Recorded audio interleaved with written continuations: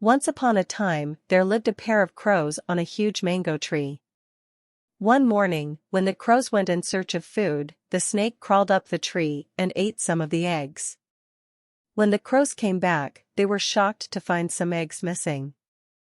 As the days passed, the snake grew greedy and ate up all the eggs.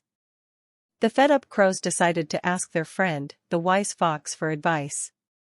The fox came up with a plan. "In the morning, go to the river bank," he said. "When the ladies from the royal family come to bath, just pick up a necklace and drop it into the snake's hole." Next morning, the female crow did as told. Seeing this, the royal guards chased the crow and reached the snake's hole. When the snake came out, one of the guards took out his spear and killed the snake. The crows were happy and lived happily on the same tree.